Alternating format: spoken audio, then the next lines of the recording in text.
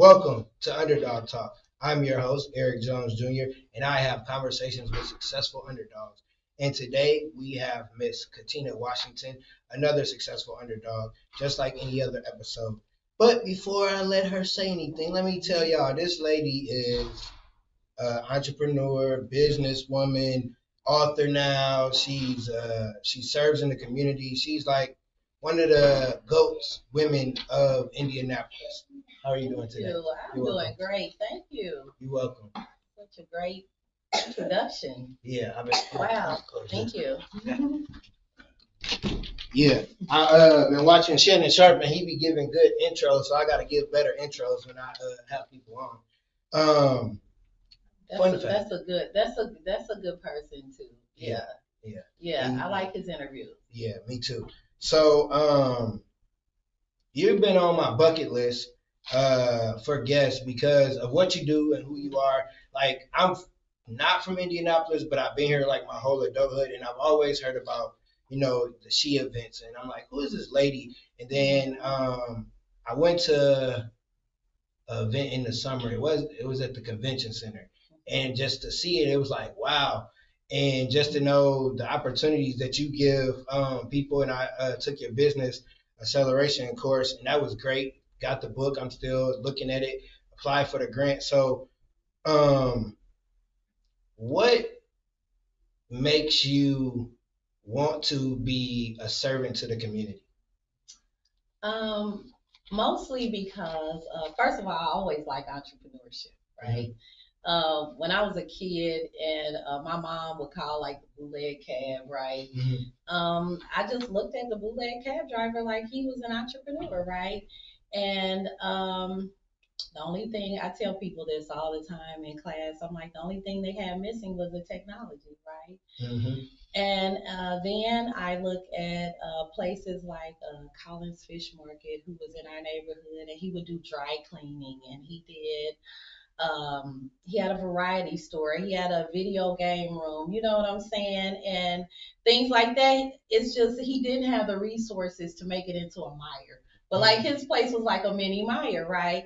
So when I got into entrepreneurship, I was just learning as I go, right? And so I became the woman that I needed, right? Just finding resources and bringing them back to my community. And that's how, I mean, that's where my inspiration comes from, just being that person that I needed, when I became an entrepreneur. I love that. That's why I asked that, because that's one of the things I remember you saying is you became the person that you needed. Before we get into who the person you were when you needed who you are today, need a fun fact from you. I always ask my guests a fun fact. I'm a really great hula hooper. Okay. Yeah. Even in my old age, like, yeah, I take them down. Okay. I can move my hips because I can dance, but I don't know if I can hula hoop. I don't know. Yeah. I love to hula hoop. It's fun. It's something that I did as a kid, so it's a very nostalgic moment for me when I'm hula hooping and everything. So yeah, I love hula hooping. I love to play jacks, even today. Like, I'm great at jacks. Those were those pastimes, when I was a kid that I loved, and I still love it as an adult. Like, I think I'm still a kid. Like, I'm kind of living out a lot of things that I didn't do in my childhood. Yeah. Right now, today, as an adult. I'm still a big kid. Like, I think, like, just the imagination that we had as a kid, you got to have that same imagination as an adult. And then it's like some things maybe your parents couldn't take you to or whatever. Now as an adult, it's like, I can go here. I can do whatever I want. So I understand that. So my fun fact, I am a Spades champion.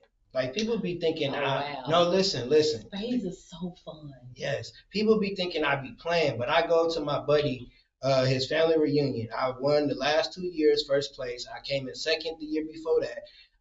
That's just me. I love to play spades. I've been playing since college, and I don't care how old you are. I don't care if you've been to jail. I don't care what it is. You will get whooped when I'm on the table. You ain't playing. So do you play with teams, or are you playing like just the So at the family reunion, they put you random partner. So you don't even know who your partner is until they tell you. So Yeah, I'm still winning with random people. So you may be partnering with someone that just doesn't know what they're doing, or they don't play well, and you still Nah, you just ain't gonna get in. You ain't gonna get in a tournament if you don't know how to play. Okay. I wouldn't do that. So you're learning each other's. Yeah, a little bit. So it's funny because this year I beat my partner from last year, but her husband was against her husband was against us last year, and he was her partner this year. I was like, sorry, buddy, gotta beat you 2 years in a row. Oh, that's fun. Yeah, I was talking big trash. I like that. I love Spades. Are you a trash talker though? During Spades, I am. Okay. I love to play you in Spades too, because I am. Because I think I'm pretty good at Spades. Like when I was younger, my brothers, they would, like when they would play Spades and stuff, they never allowed me to jump in the game or whatever. But now that I'm an adult and I play Spades, I'm like, this is fun, right? Yeah, it is. Yeah, and I'm ready for the challenge. No, I have not learned that. No, I won my first time. My buddy, his mom was like, I'll give you your first. I think it was $2 a dollar they played for money. And I beat the whole house.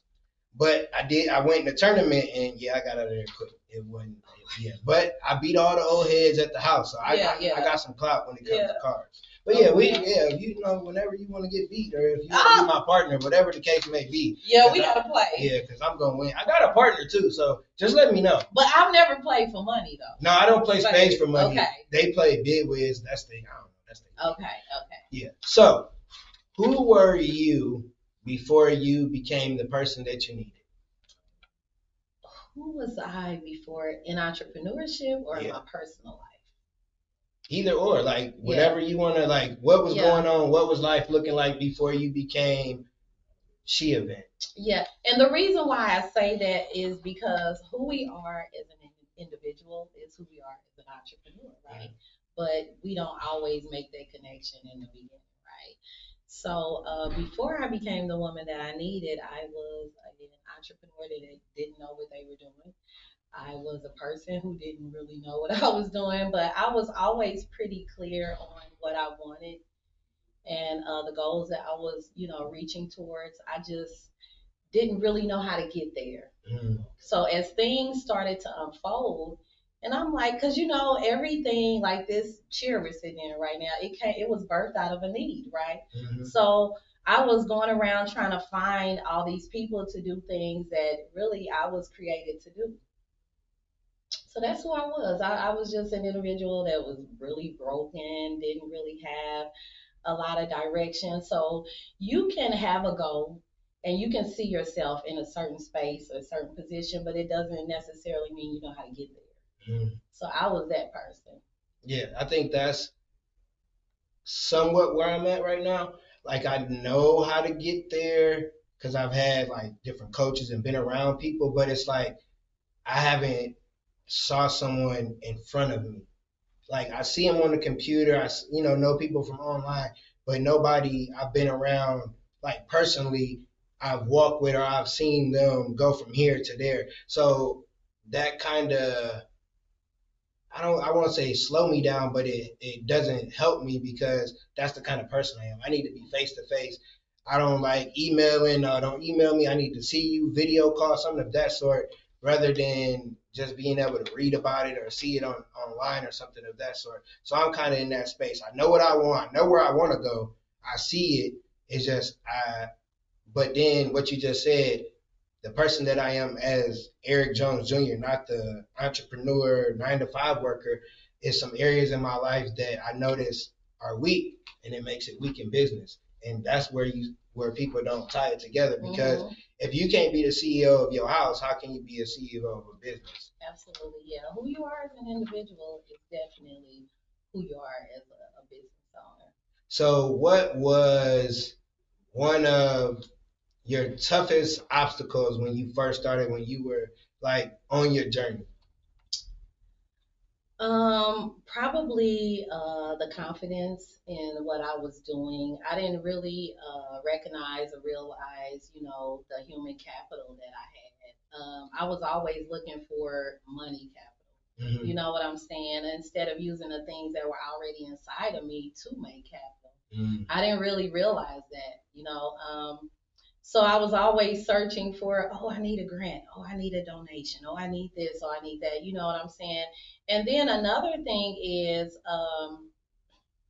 you have to have some kind of blueprint, some kind of business plan. You know, I was out there just doing a lot of stuff that I probably didn't have to do if I had a clear vision, you know, of what I wanted to do. I'm not saying you have to do a business plan that's online or, you know, something like that, but at least have some kind of lean canvas that you can work from. Yeah, because if you don't have a plan, it won't work for you. My mom always told me that. Always have a plan. But I remember I had a guy on maybe last year, and he had his business plan. He knew how much it's expensive, what he needed. He didn't have nothing. He was just starting. His sister's boyfriend was an investor. Having dinner, they talking, and he's like, "Yeah, I've been looking for investors." He was like, "Okay, what's your business plan?" He had one to show him. Now he got the investor. Because if you don't have a plan, and say you do run into somebody, and they're like, "Oh, I want to help you," you don't even know what the heck you want to do. So it's like, Absolutely. I don't know what to do. So always, that's one thing I've created, like a plan for what I want to do with the podcast, what I want to do with speaking, what I want to do with different stuff, because everything is different. And if you don't know, not necessarily the end goal or the destination, if you don't know that destination of where you want to get to, you don't know what road you're gonna go on. Absolutely. Absolutely.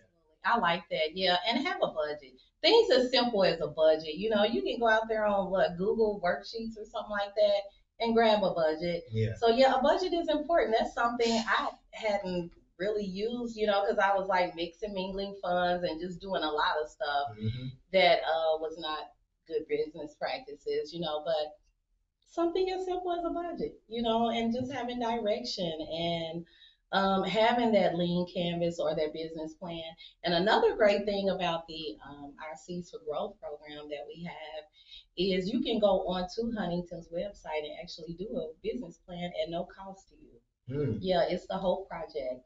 They combine forces with John Bryant Hope, and they offer that. So you can go on there, complete the you know, you just input all your information. Hey, print out you a business plan, and Huntington puts the bill. So that's one of the resources out there. So at this point, it's really no reason for not having a business plan when they offer it at no cost to you. Yeah, it is. Like, and that is a great resource. Well, it costs you your time, but it costs you your time. Yeah. Because a lot of people, especially if you grew up from around the way, you always see, like you said, you saw people that had the potential to be a Myers or a Uber, but they didn't have the technology, or they didn't have the certain resources, or they didn't have the paperwork right. So sometimes, you get people, they doing the hustle and they thinking all that, and then boom, you ain't do your taxes because you ain't budget. You don't know how. Listen, the first 2 years when I did taxes and I didn't never write nothing down from it, I had to go all the way back the whole year, do all that. And I'm like, man, I could save time by just actually having it and putting it in there. And that helps. So did you have a mentor, or did you, like, your mindset change when, like, the light bulb went on of, oh, I'm on the right path, but I'm doing this wrong? Yeah, I had several mentors along the way, and I still have mentors. And I will admit, all of the mentors that I had, they challenged me. They really challenged me. Two of my mentors, for an example, when I had my event at the fairgrounds, they were like, you need to go up on the price for certain spaces, in certain areas, prime locations and things like that. I'm like, no, I don't want to do that because of this, that, and the other. But they were right, because when I put them out there, those were the spaces that sold first. Because there were people who wanted those prime locations. So when you are in business, and you get mentors, you really have to be open. Do a little research about them, and if they've shown a proven success, especially in business and maybe even in your field, they may know what they're talking about, So just be open to stuff like that and to listen and learn and grow. And I'm not saying that it'll always work, whatever they suggest, but definitely be open to it. Yeah, I got a coach, and he was great. Both of my first two coaches was great for business, but I wasn't the man that was even ready for it. So it took to finding my third coach where he put his foot on my neck when it came to being a man. And it was like, okay, it made me step up in certain areas and then understand this is what you need to do to be able to do business. Because it's like we said with the budget. If you can't budget your own money, then how you gonna budget a business? Absolutely. And it's just you have to think of what's going on in your life and then what you want in your business. And if it's not aligning, it's because you're not doing what's right in life. And he came down and visited me and told me stuff that I didn't want to hear but needed to hear, and it helped. And like you said, you gotta research, find the right person for you, because every coach isn't for everybody, and you got to find the right person that can push you to past the limits that you think that you got. Absolutely, yeah. Yeah. So what made you start? Was it just she? Was it she events? How did that start? How did that birth? The She event started back in, actually it was before 2014, but the 2014 was when it got its like actual name, right? Mm-hmm. So initially, she stood for shoes, hot accessories, and eats. I did accessories, created accessories. My niece, well, she didn't create shoes, but she sold shoes, and my friend was a caterer. Mm-hmm. So what we would have is like upscale ladies night without the money, right? Mm-hmm. We just made it look that way. So we were going out like Aldi and creating this charcuterie boards or whatever, right? And we were buying wine from there, and or we would have people to bring wine, and like we'd have a good time. My niece was renting out her clubhouse to us. Mm-hmm. And no, she didn't rent it out. She was the manager there, so we didn't even pay. Mm-hmm. Yeah, to have it there. We just gave her like a donation or something like that. But we invited about 75 guests. A lot of people showed up, and we had a good time. And after that, I went ahead and moved forward and, with the She event and everything, and they kind of dropped off, which is fine. It's fine. And I just rebranded, and it became She Has Everything, because I invited other women to be part of it. And I will admit, when I had my second She event, I invited like 40 vendors, and I just knew I hit the jackpot. 35 was a no-show. So people see my life now, and they're like, oh, our events sell out and all that, but I also had 35 no-shows before. So moments like that really helped me to realize that you have to know all of someone's story. Mm-hmm. You can't just start in the middle. You can't start in 2024. You have to start when it started. You know what I'm saying? And so, yeah, so I went ahead and moved forward with She Has Everything. A friend of mine, he gave me that acronym. I was a little bit sad because I was like, I can't call it Shoes, Hot Accessories, and Eats anymore. And he's like, just invite other women and just name it She Has Everything. And I was like, that's perfect. And I had my next event at Watkins Park here on the east side. And at the time, I had a First Premier credit card because it wasn't because I didn't care about my credit or anything. I just went through a hard time in life, right? Mm-hmm. And so I had this First Premier credit card, and it had like a $300 limit. And I promise you, like, to rent the facility was like $282. And they were actually giving me a deal because at that time they wanted to charge each vendor like a price that, sold items inside of their venue, mm-hmm. which made sense, right? Yeah. But they helped me out. And hey, Watkins Park, if you're listening right now, thank you so much, Indy Parks. Yeah. But yeah, I just had it made. I was like, yes, I've rented out this facility. I got 40 vendors that are going to show up, pay me $25. I can pay my credit card off, pay for this, pay for that, and a Vistaprint flyers that I made. 35 no-show. And so I just went back to the drawing board and was like, what do I need to do differently? And that's when I learned about PayPal invoicing. So that's what I mean when I say I become the woman that I needed. Because nobody told me that. I had to go out there and research, and figure out how can I do this where if somebody don't show up, I'm not losing anyway, Yeah. So times like that would happen, and that's where my growth came from. Yeah, I love that.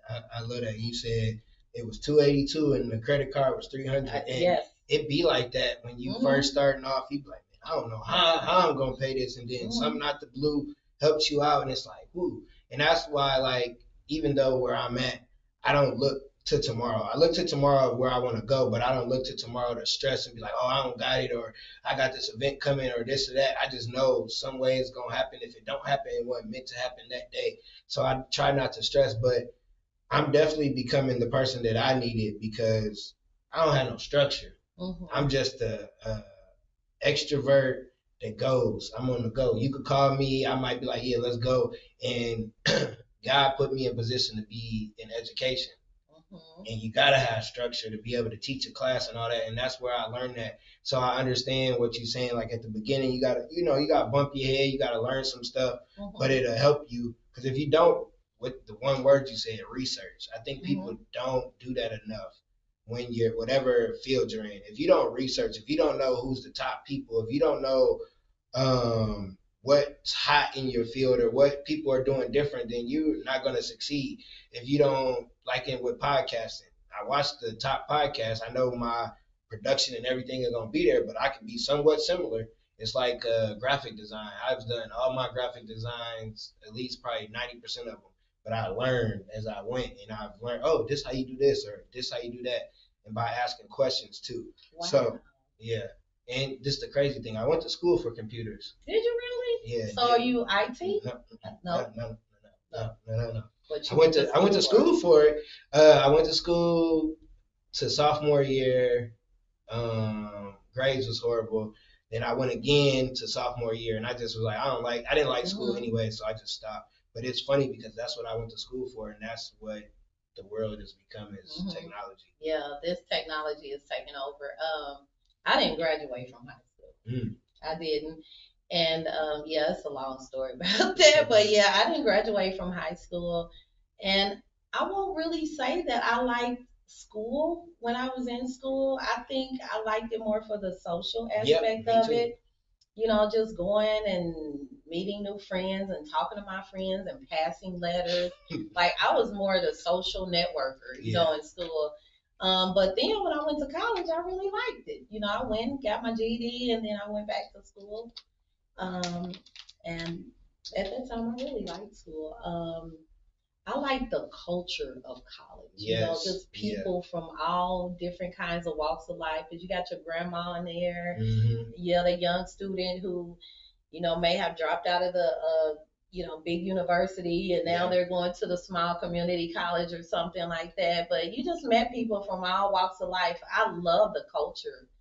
Of that. That's one thing I tell my friends that some of them that I'm still cool with that we went to college. I'm like, man, we dropped the ball, not on the school part, because I don't think the ones that I'm still cool with, nobody graduated, but the cultural and networking.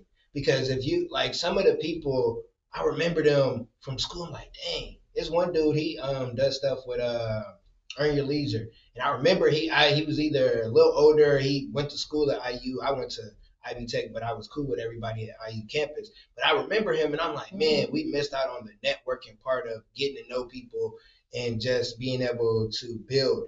And because we made a lot of money, I'm not going to say how we made a lot of money, but we made a lot of money, but we didn't know nothing about money. We just down there blowing it. Yeah. Because I had one school accept me because I graduated with a 1.7. I didn't like school at all. And it was Vincennes. It was a different culture. It's like white people. It's like, wait, we got pulled over once. Suspects for murder.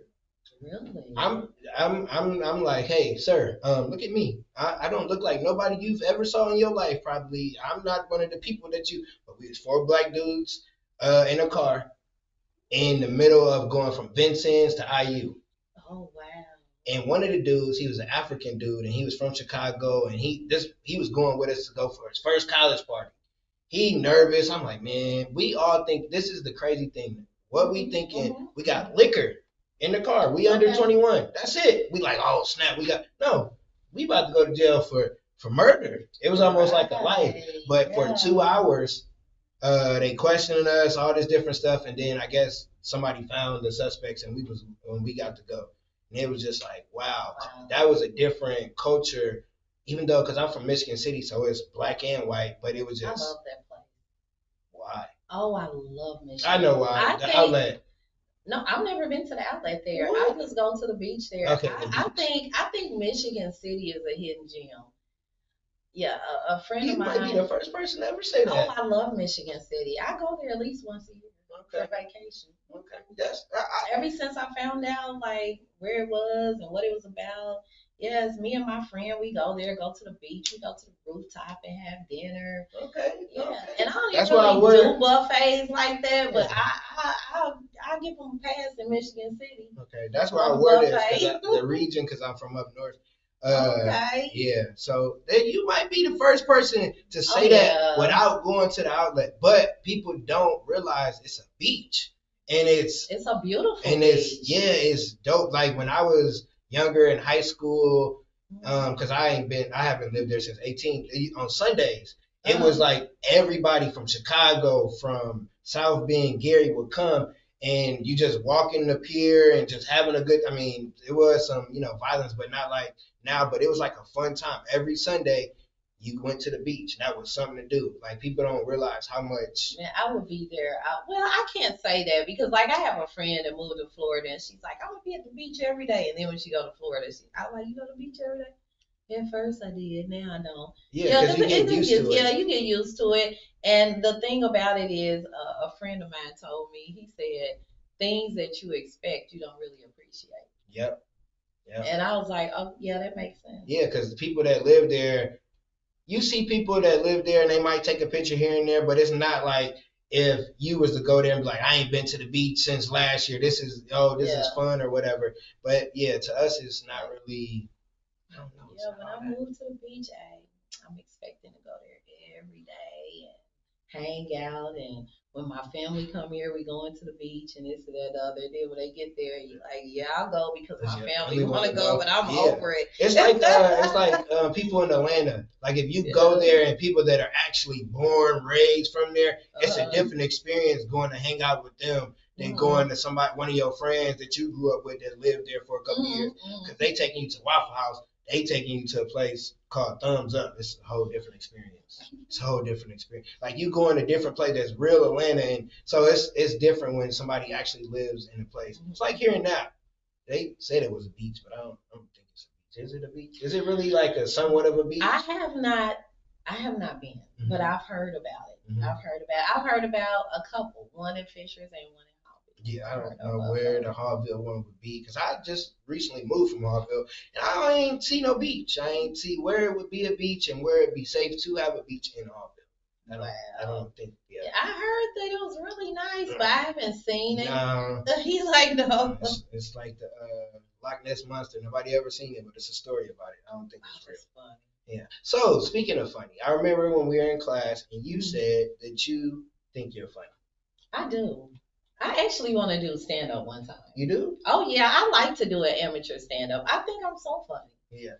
I'm the same way. I tell people that all the time that my bucket list is to do amateur night because I feel like I tell great stories and I'm just funny. I don't know. I like to laugh. I like humor and all that good stuff. So, yeah. So, what is a movie and a show that you would watch that's gonna make you laugh? Forrest Gump. Forrest Gump is one.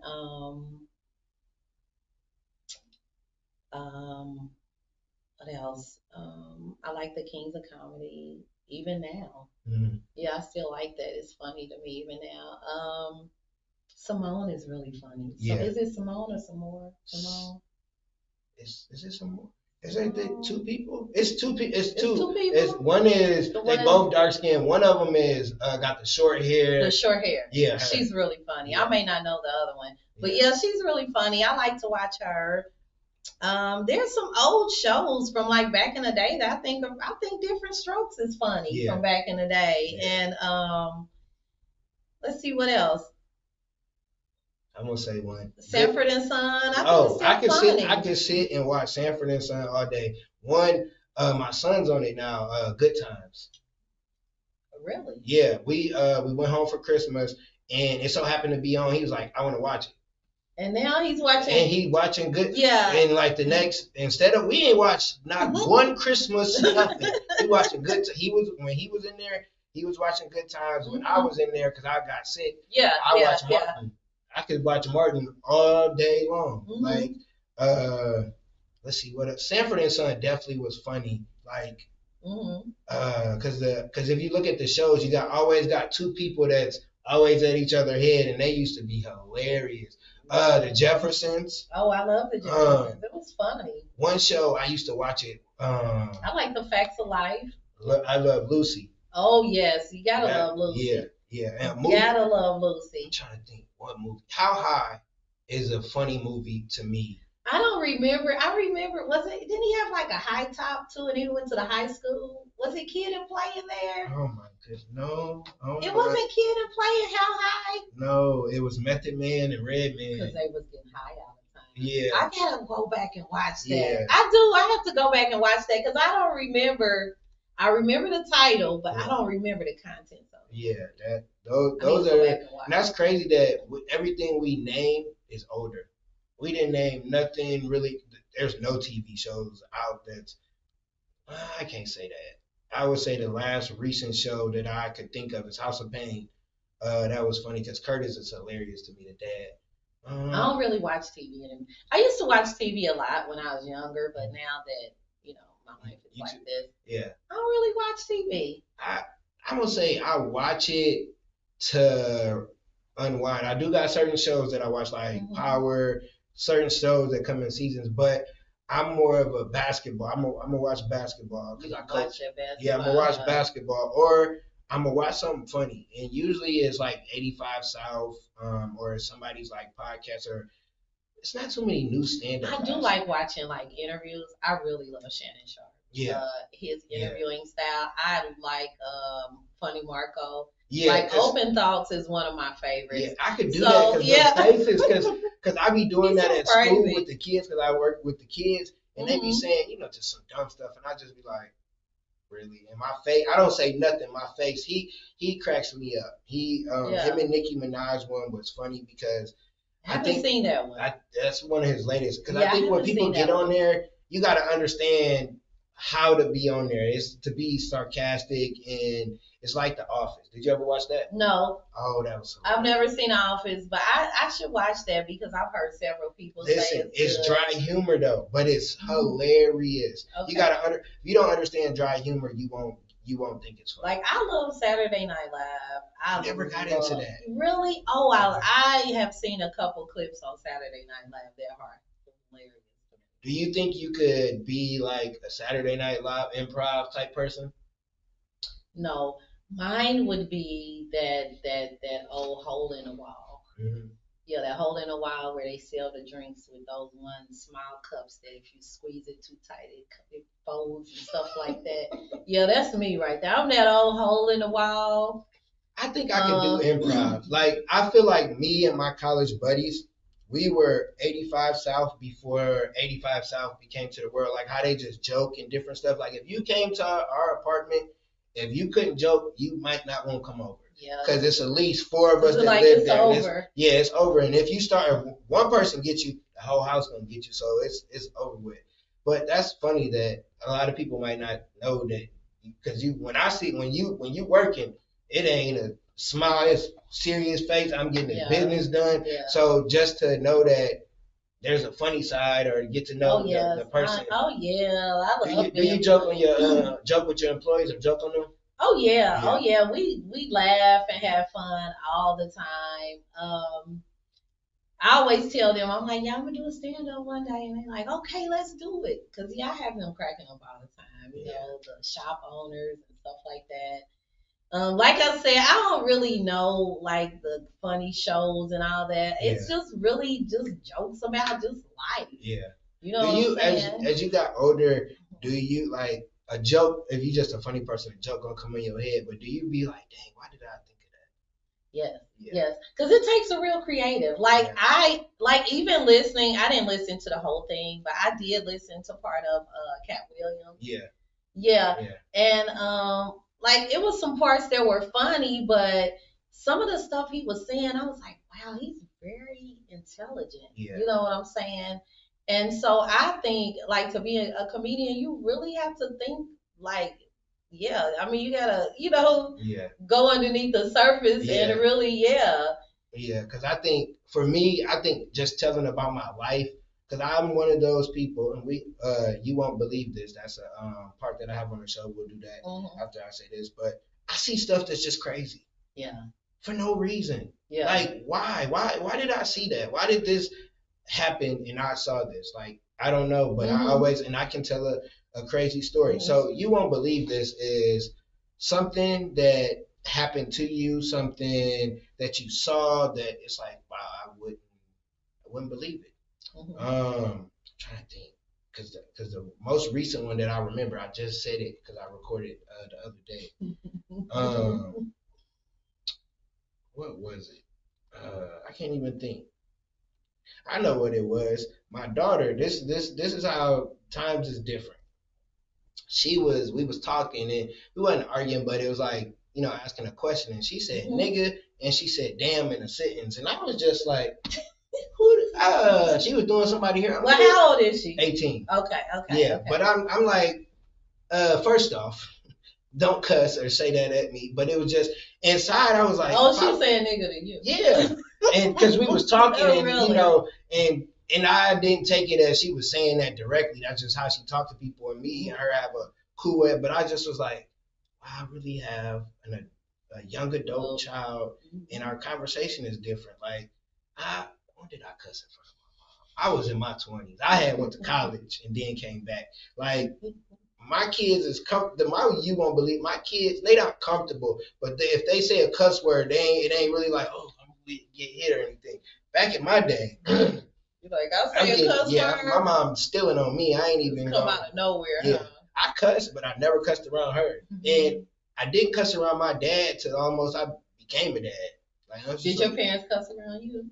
Yeah. But you knew. Yeah. You knew. Yeah. My granny knew that was a no. Granny cussed. Both my grannies cussed, and my mama cussed. My dad, he cussed more now than he did that I remember. But yeah, I wasn't playing. But that was my you won't believe this. Cause I just was shocked. I was like, it's just us three in here. Who is she talking to? Like, I know we cool, but I ain't your friend. And that just was shocking. And my son, the first time I heard him cuss was on the basketball court. Something happened, and he was like, "Fuck!" I was like, "Oh, wait a minute, sir. Oh, wait a minute. You cussing?" And it's like, some people are really intense though about when they play basketball or they're watching or. Yeah, trust me. I was at the Coast game Sunday. Like, people get serious about them sports now. See, as I've got older, I don't as much. I used to be a die-hard. If my team lose, that might mess up the next couple of days. I know people like that. But now it's like, man, that's somebody else. That's their job. I'm just watching it as entertainment. I can't get mad if my favorite quarterback or the quarterback of my team has a bad game. He might have had a bad day. I don't know what's going on in his life before the game or whatever. So my feelings will get hurt if my team lose, but it's not like when I was younger. I remember, it was maybe 7 years, somewhere within the last 10 years, and the Packers lost. We were on our way to the Super Bowl, should have won.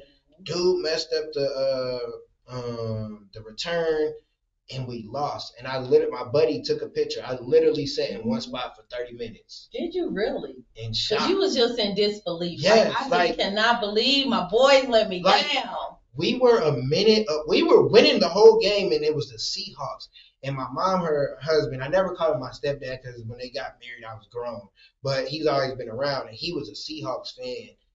And I didn't like him because of that. Like, because, it's like football, it was rivalry. It's like, I'm really mad at somebody or don't like them because of a football team.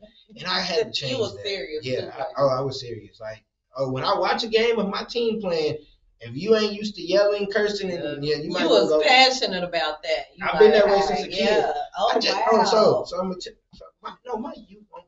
my dad. His best friend used to take him to Bulls games. This is when the GOAT played, Michael Jordan. They would go. These Negro, well, the one man was white, but this nigga knew I love basketball. Basketball was all I did, all I talked about. That was me. He took my mama. I'm like, why would you take her? She don't even know nothing about basketball. I'm like, why? He was like, this is joke. He was like, well, we were so high we couldn't see Michael Jordan either. Oh my God, that's funny. No, that's funny. no, yes, no. That's an experience too. Yeah, but he didn't take me. He didn't take you. That's okay. It's okay. No, it's not because that bothers you. Yeah, it does. Because my son is. Are you a grandma? I am a grandma. So, what is it with you grandmas that y'all dislike us, or y'all didn't have McDonald's money? Y'all didn't have the money for us, but y'all got everything for the grandkids. I know, because because the circumstances are different. When I had my kids, we was in Carriage House, okay? Yeah, and nothing against that at all, but I'm speaking from, we were in Carriage House living in which one, east or west? East. In an assisted living situation, right? There are people who pay you regular rent. I was not one of them, okay? Yeah. So I didn't have, McDonald's was like a special thing back then. You know what I'm saying? I know. Yeah, it was a special thing, but now that, we doing a little bit better in our lives and things that. Y'all doing a lot better. We rolling through Starbucks now with the great kids y'all going in the on back. flights. Y'all going on flights. My son has been on more flights with my parents than I have, and he only 9. Oh my God, that's so funny. No. Yeah. Oh, and look, they guess who they took him to go see? His favorite basketball player. And went on flight. No. Well, they are going. He going to see Steph Curry for his 10th birthday. But he went here. Yeah, he went here. And my mom came down from Michigan City. They ain't take me to no game. You know how we went to the game? Hoops for Heart. When you was in school and you did Hoops for Heart, my sister did the little marathon or whatever it was, and she got us tickets. That's the only reason we went. Shameful. Yeah, our circumstances were different. Listen, back then I was a single mom. Yeah, I know this and that other. But look, now we love spoiling them grandkids and send them back home to their mamas and daddies. Yeah, I know. My son had 2 Christmases. He had one at Granny's, and then when he came back home. That's something I don't do. I don't do Christmas gifts. I don't. Not no more. I used to really go all out for Christmas. And yes, I would really go out for Christmas. My nieces, nephews, they kids, my kids, that's kids, too much. My brother kids, my mama, this person, that person. Yeah, and I felt good about it too. That's too much. Much. I loved when they were open, because I wasn't that person that just got people anything. Like my stuff was well thought out. Yeah. Even if it didn't cost a lot, it was still something you love. Like say you like candles. Hey, I don't throw you a couple candles or a candle or something, Yeah. It's going to be something that the person. But it's something that you're going to appreciate. Yeah. Those are the best gifts. Like when people actually know you and get you a gift that you're actually going to like. Not just get you a gift just to get. But you was giving too many people gifts. This was my list. My mama, sometimes I forget. Me and holidays aren't good. It's my dad's fault. But and my mom. And then if I had a lady friend, none of my homies, we didn't do the gifts every birthday. Now as I got older, get the kids. They mama, when I was with her, my mom, I got to start getting my sister gifts. I think about that because she hooked me up for Christmas this year and she be hooking me up. So I got to make sure I add her on there. So I keep my circle small. Or you could just do something for her throughout the year. That is something true. Special for her. I really want to go visit her. She lives in California, and that's where water and food and just a different environment. Yeah. So maybe you can take her, or send her a nice gift from Indy and say, you know what?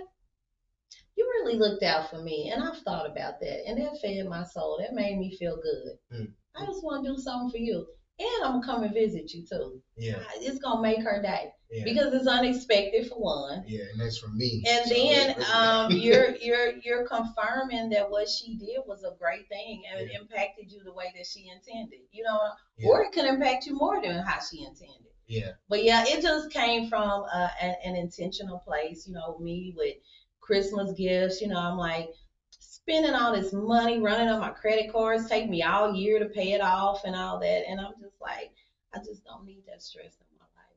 Yeah. It's we just been chatting it up. I've been forgetting to ask the business question, but that's why I like people to come on. So they can be themselves. Because sometimes when you do interviews, it's all seriousness. I'm not a serious person. I'm goofy and I just like to talk. But you did just drop a book. I did, and well, this is not the final copy, but so this is my book here, and actually this is, of course it has not for resale across here, because this is I guess the copy that I go through and say, okay, I want to keep this, take this away, add this in, one of those deals. But yes, this is my new. So I read on there, it was your third time, or you did 3 times? And well, then it was I tried to do this twice before, so this is my third time. Third time's the charm. Yeah, the other times were a fail. Yeah. And it's not unfortunate either, because it wasn't the time for it. Yeah. It wasn't the time for it. And actually, I kind of feel some kind of way, because the second time I tried to write, kind of reached out to a couple friends and looked at some things I wrote. Yeah, and they weren't feeling it. And I was kind of feeling like, dang, but you know what? It wasn't good. Yeah. Sometimes we're so offended, you know what I'm saying? And it wasn't a good read. I think this one is a good read. I'm thankful for the time that I've grown. Actually, I wrote this book during my sabbatical that I took in November of last year. Okay. November 2023, just a little bit over a month ago. I wrote this book in the first 2 weeks of my sabbatical and sent it to my publisher, and here we are. That's a little bit over a month later. Yeah, a little bit over. But you know what? During a sabbatical, you're able to. One thing that you accomplish is you find out who you are. We think we know who we are, but you don't until you're alone. And about the second week of my sabbatical, I was talking to myself.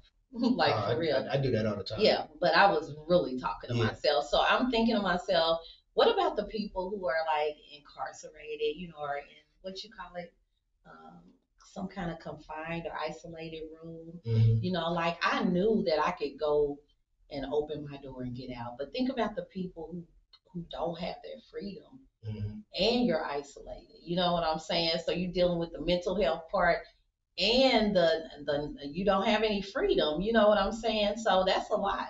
Yeah. So it really introduces you to who you are. And I really found out who I was, and that's when I came up with my title, Becoming Whole, because I think that's where I'm at right now. And it's about my journey to authenticity is what I call it. Just becoming who I am today. So I feel like I'm after coming out of my sabbatical, my last day was November 30th. I started November 1st, and I feel like a totally different person, and like I'm basking in that right now. I feel good. That's good. I don't got the little button, but I'm gonna clap it up for you, because thank you. That's 2 weeks. Like, listen, I'm a co-author, so I started writing. I told you in school, me in English, like that wasn't me writing, but I love to write. But I like when you're telling me what to write and I gotta sit there, I'm not that great. I'm like, the thing has to be done tomorrow. I'm gonna do it tomorrow. I'm gonna do it tonight. And I'll do a great paper. We're gonna pause right here because I got to change the passage. Applauding you for 2 weeks, because that's amazing. Thank you. To do that and just to think about that. Oh, I know what I was talking about. When I did my book, I was writing and I was getting frustrated. So he was like, hey, you could just talk it and then somebody could do it. But I didn't talk it and let somebody do it, but I did have an editor. But grammar and all that stuff, it's always been a challenge for me. Like, I'm great at executing events and doing this and that and other, but when it comes to writing, no. So this 122 pages was tough for me. You know what I'm saying? Because I know the story, but it doesn't always mean you can tell it in a way where people see the complete story, where they are, you're telling it in a way where they feel like they were there. Yeah. Right. You're showing the story rather than absolutely. So that was a challenge. It was a huge challenge. So out of those 2 weeks, how many sleepless nights did you have? None. When I was on my sabbatical, the first day of my sabbatical, it felt so good to like wake up naturally, because like I have 2 phones, right? And I have alarms that go off all day long. Hey, you need to be here. You need to be there. You need to. And so that very first day, I woke up naturally.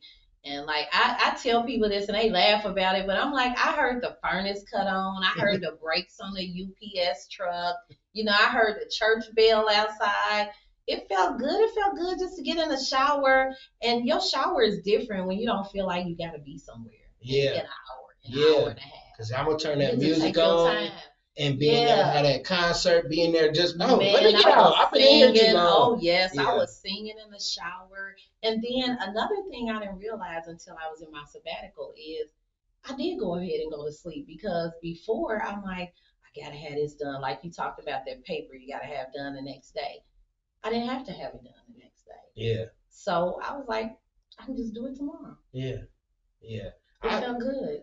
How do you discipline yourself to have a sabbatical? Because I've seen, I think you said that when we were in the business class, somebody else has said it, they've done it, or you'll see people and they'll go away and then they'll pop up. How do you do that?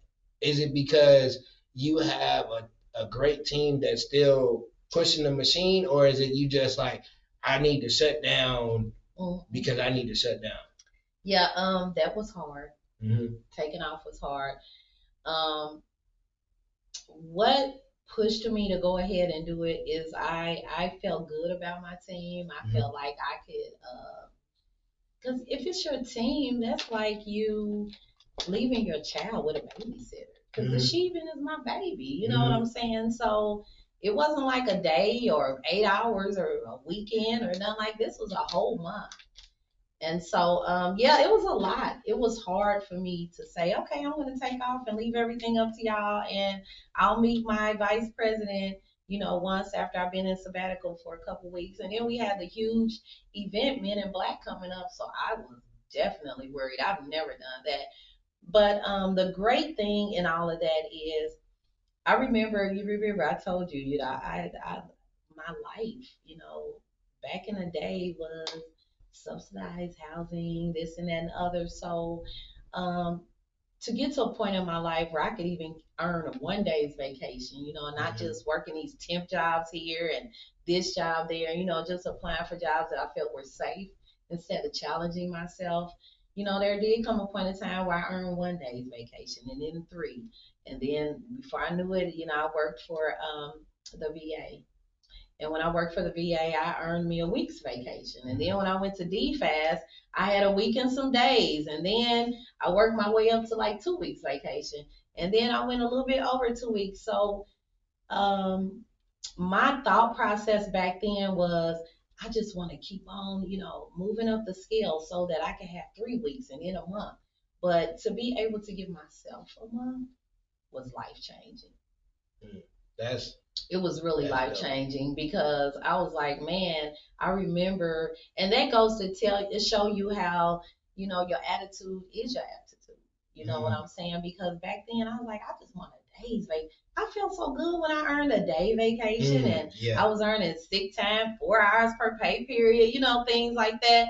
So just to give myself a month off, I was like, I deserve this. Yeah. I worked. No, it ain't. I deserve it. I earned it. Yeah. Yeah, I earned to be off that time, and enjoy myself. And like I did some really nice things for myself, during that time. Sometimes I just wanted to sit there. Sometimes I want to sing in the shower, take long hot baths, with a glass of wine. Yeah, I bought me a little tray to go across the tub at Amazon, and I was fancy. I was doing it up. I don't do the bath. I'm not a bath. I've never, since a little kid, I ain't really. Last time I took a bath was prom.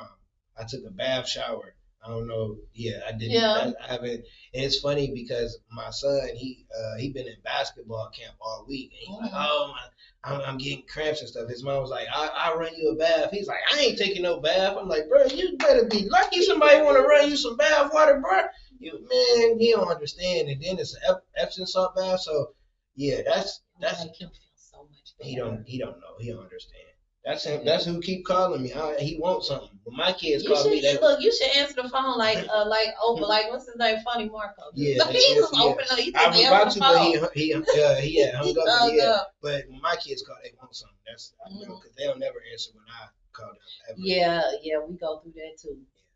No, my son is 9 and his phone goes on don't disturb. Wait a minute, your 9-year-old has a cell phone. Mm-hmm.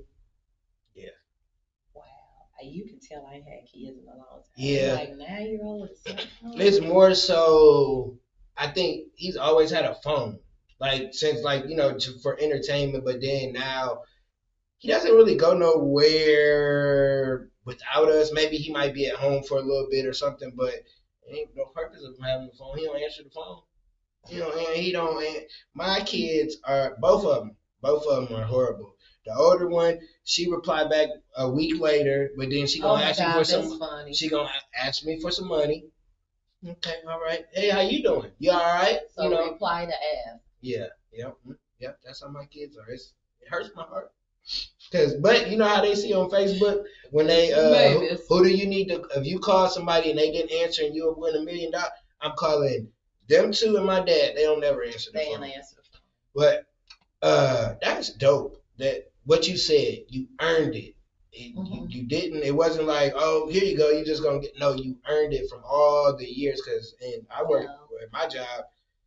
You get I think 2 days personal, and then you get a lot of more sick days. So I have a lot of mental health days because that's on the sick day side. Because y'all not about to make me only use 2 days and then I got all this other stuff. Or I just might want to take off because I'm tired of y'all and these kids. And like for you not to be able to do that, I wouldn't care if I didn't get paid on that day if I ran out because I feel like you gotta have those mental health days. You were able to have a mental health month where you were able to just take off, and that's where I want to get to one day, where I'm able to take off for a month and not have to look at. I don't even want to look at the phone. Hey, I'm at the house if you need me. I don't know how you gonna get me, but I'm just in here and I would enjoy myself because I enjoy myself. I had roommates and then I just moved by myself and I be at home and I don't got everything in the crib yet, but I enjoy it. Oh yeah, that peace. It's that peace. I can play whatever music. I can make whatever noise. I don't gotta worry about like I was at my mom's house and my mom she moving around like I'm ready to go. I ain't used to nobody moving around and messing up the flow or like this morning I go get my son. His mom was at home and she was like, you ate, you did this, you that, and he was just and I could tell it wasn't nothing against her. It was just he's used to all right, when dad come over here, he just tell me be ready at this time and we going. You want me to do this and that, and it's just to have that piece of nobody can tell me what to do, and I do enjoy talking to myself. Like, I thoroughly enjoy talking. Yeah. Somebody said one time to me, just don't answer yourself back. I was like, why? Why not? Like, I got to. Sometimes I have some pretty good answers. Because a lot of times with me, it's either me talking to myself or somebody letting me talk. Because when you at home, I ain't got no girlfriend or nothing like that. My kids don't answer the phone. So I don't have somebody to talk to like that all the time, my mom. But when I talk to somebody and they just let me talk and I answer the questions and I figure out whatever problem I needed to solve or whatever idea is bouncing in my head, I figure it out just by talking and being able to listen to myself. Be like, wow, I just needed to say that out loud and it makes sense to me. That's just how I am. Yeah, sometimes when you say things out loud, they do make sense. Definitely. So, with the book, you said it took you 2 weeks. You got it done really in a month. What was the toughest chapter to write? Well, I think the toughest chapter to write, I would say, is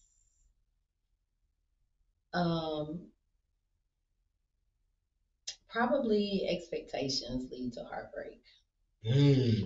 That is chapter number 5.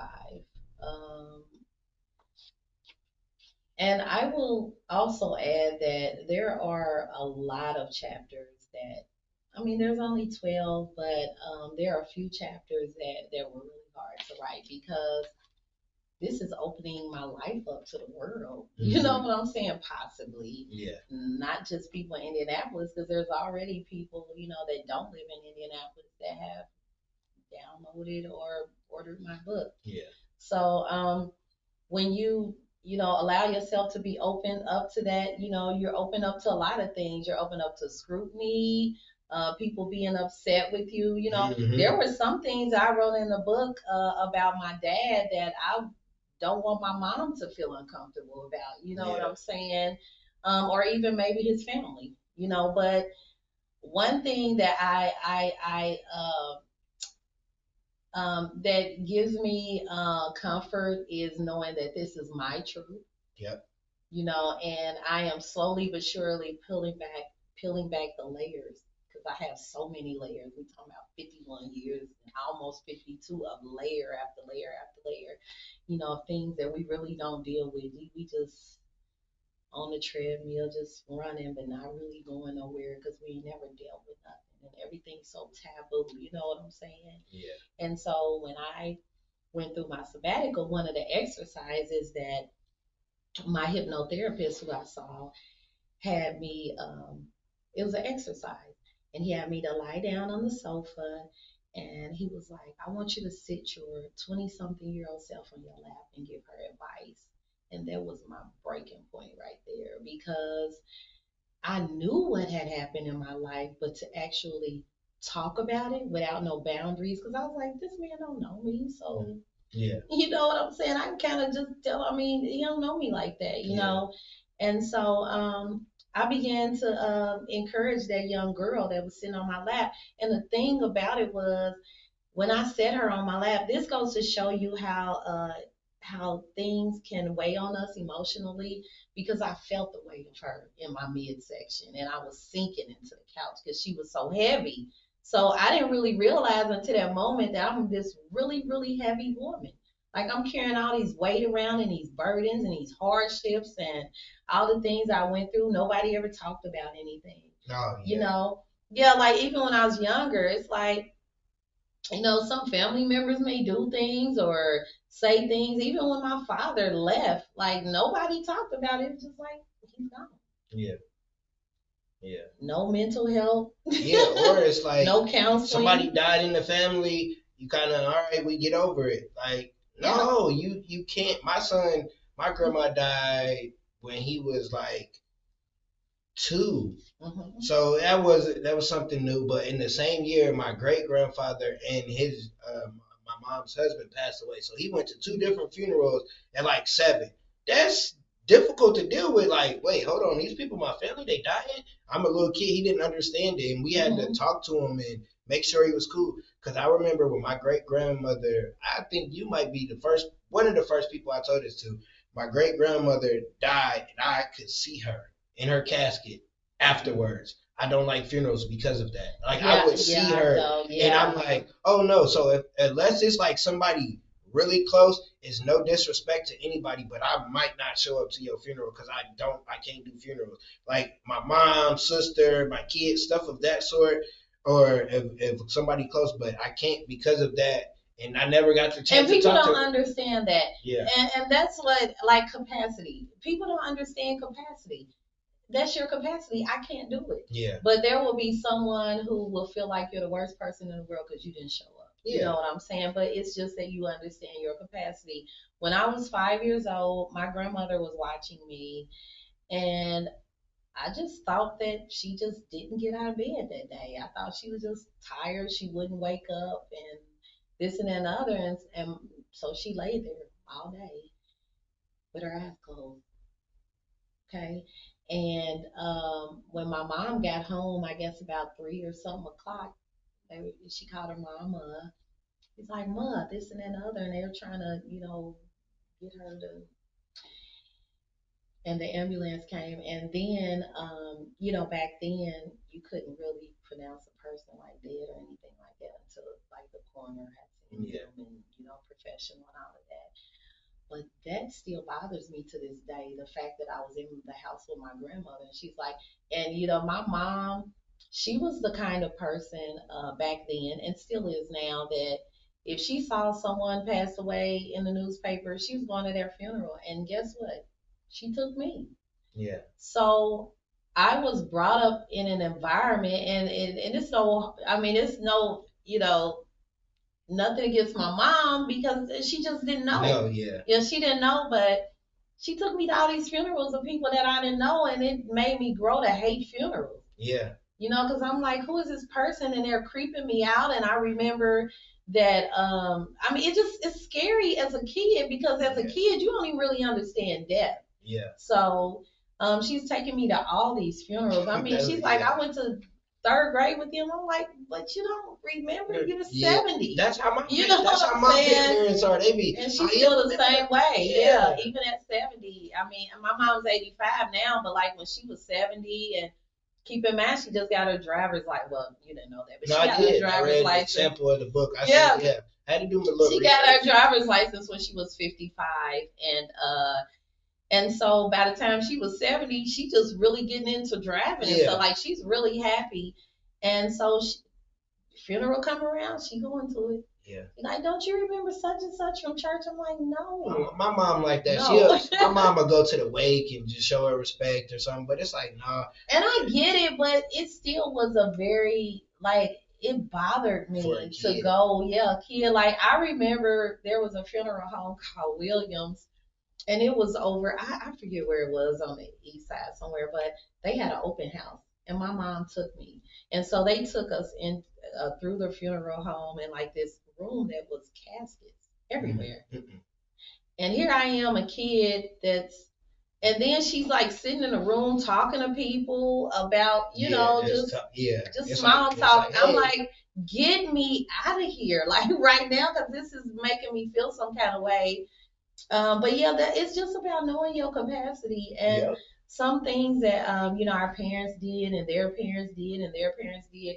We never broke that curse, so it just, and I won't even call it a curse. I'm just saying it's not good for me. You know what I'm saying? Yeah, it is not. I don't think it's good for kids in general, because like wasn't the same as with your grandma, but my grandfather, I think he had cancer, but he never wanted to go to the hospital or anything. So we were at my dad's house and we get a call. He gets a call. I knew what the call was. For something in my body told me it's about my granddad. Yeah. So when we got, my granddad was like 300 pounds, 6'2", big guy. And he always was in his rocking chair. So when we went over to the house, he was there in his rocking chair. And this is like my best friend, my guy.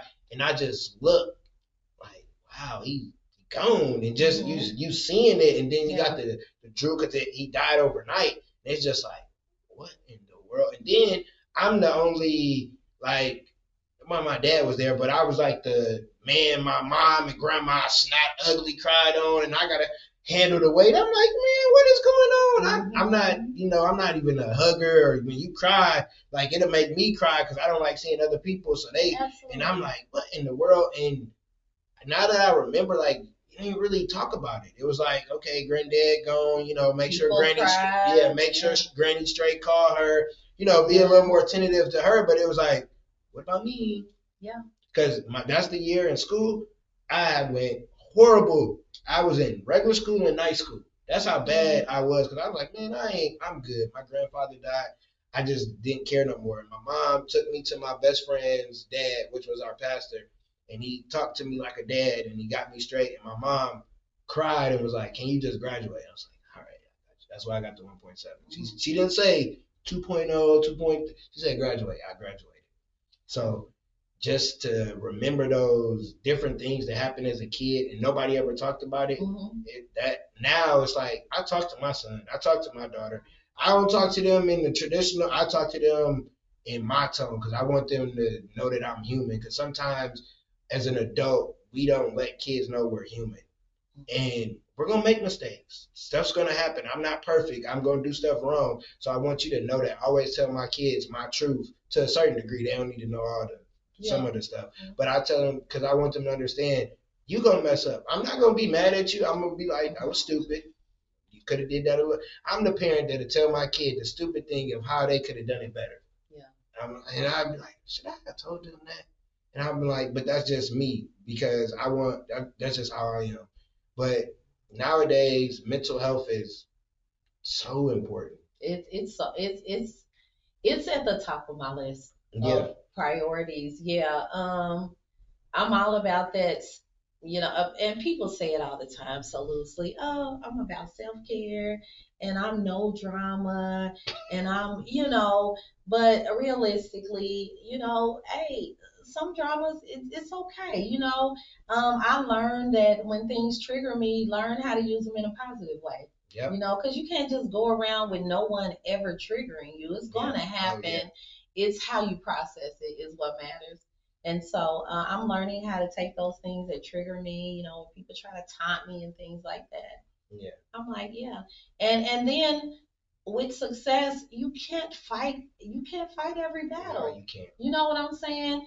And the more that people know you and the more exposure you get, it just opens you up to scrutiny, a lot of scrutiny. So you got to know how to combat that kind of stuff. I used to see something like on social media or whatever, and I'm like, let me go and talk to this person because they got it wrong and this and that and the other. But now just kind of, if I may say something, I may not, you know.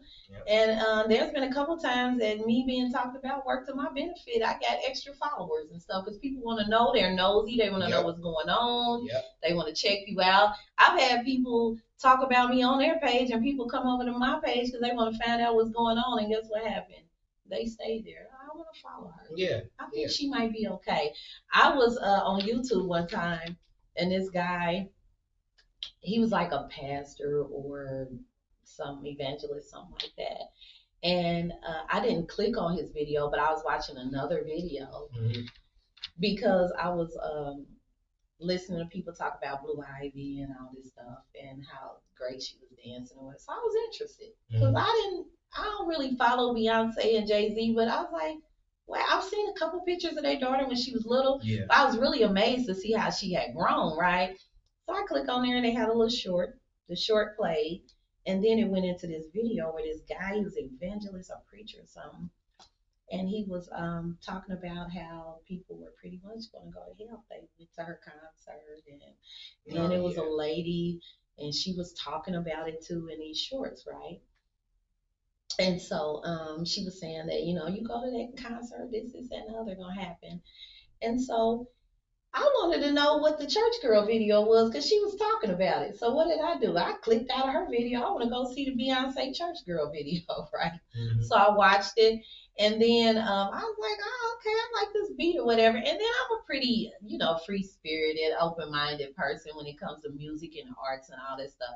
So anyway, I'm like, okay, I ain't a Beyonce fan, but she's got some music that I like, right?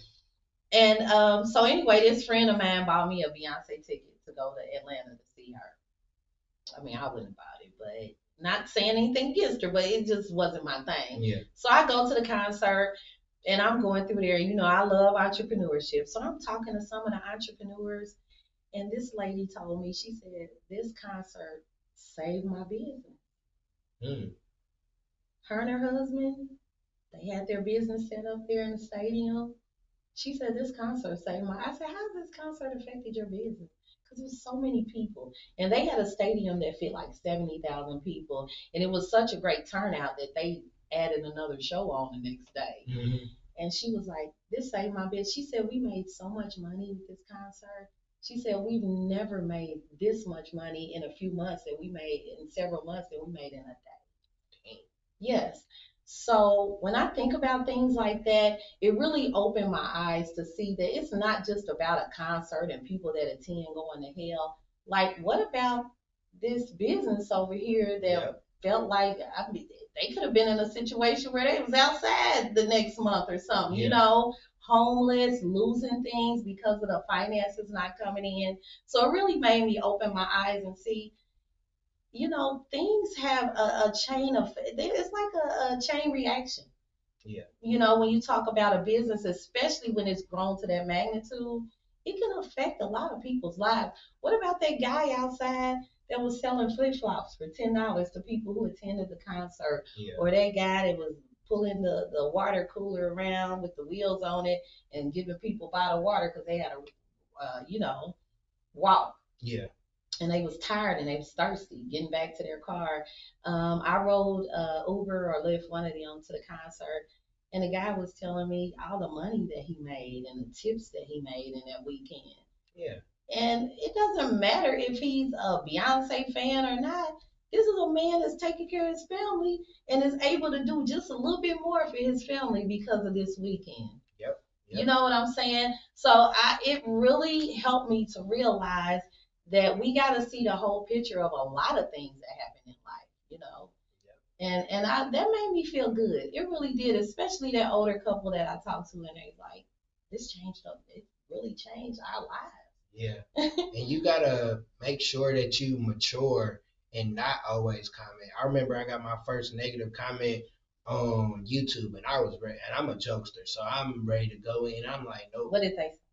They was talking about my teeth, and that's something that I've dealt with my whole life. My mama didn't have the insurance. I don't really care. I still get women, so I'm not tripping on that. I know that's right. I just, know that's right. It was the fact that, and my videos is motivational, so it's like, that's what you came up with? Yeah. And I was like, out of everything. Yeah, and I was like, nope, I was typing. And I was like, no, you can't respond to negativity because then you'll always want to respond to negativity. Or when people say, oh, your little podcast or your little this, and they try to downplay what you're doing because they feel like the world don't know. But then when the world know, oh, hey, what's up? Man, listen here. If your name ain't Cheryl, Christian, or Tanaya, and a couple people that's helped me out, I ain't got nothing for you. Like this whole journey, like you have to remember who was there at the beginning that really helped you when you didn't have nothing. It ain't the people that's there when you start getting success, you getting all this, and then they jump on board. No, you stay where you was at because you didn't believe in me. I've been believed in me, and that's what I try to tell my son because basketball, he get it honestly.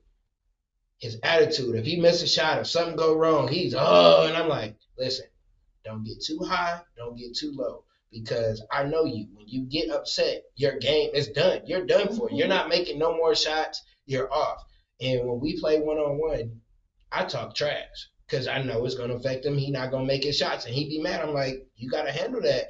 And as an adult, we got to do the same thing. You can't get too high or get too low because like you said, that couple, they could have been struggling. They could have been like, all right, we ain't going to, we don't need to go to the Beyonce.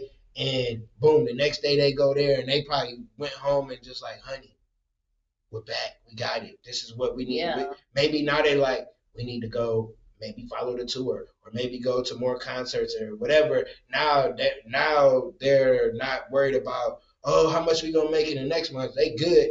Now they got to build off that momentum. And like you said, people don't realize who they hurt when they attack somebody because say you attack Beyonce. Beyonce ain't worried about that. She'll figure out how to make more money. But what about the people that are at the stadiums that have the jobs? What about her team? What about her assistants? What about her kids? What about the people around?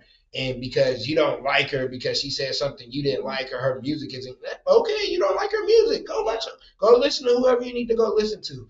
And I think we're in a world of people really think their opinions matter. And I'd be like, man, if you don't shut the fuck, man, if you don't get from around. And then I'd be like, nope, God got me. Because I tell kids that. Because these kids is disrespectful these days. And I'd be like, y'all lucky I know Jesus. Because I be wanting to tell them kids, I be wanting to hit them where it hurt just because they're disrespectful. But then it's like, I can't go low when they go low. I got to go high. And not just kids, adults too. Because if you don't, it'll turn back on you. I forgot who said it, but they were like, what you want out of life, you have to give. So it's like if you want to be able to get help from somebody, you got to give help to somebody and stuff of that sort. But before we get into wrapping it up, I heard you say your age. I ain't gonna repeat it, but you're at like the auntie age. So do you got auntie friends that are single? Just asking for a single podcast. I'm thinking. Do I have? Maybe. Okay. Maybe. I mean, because I've had a couple auntie ages on here, and I just try to see if they got some fun. Because I like older women for some reason. Will you really? Yeah. You know, it's so funny because another one of my friends, he has a podcast too, and then I got another friend, and we were just having these conversations, right? And they're like, you know what? I think I like cougars.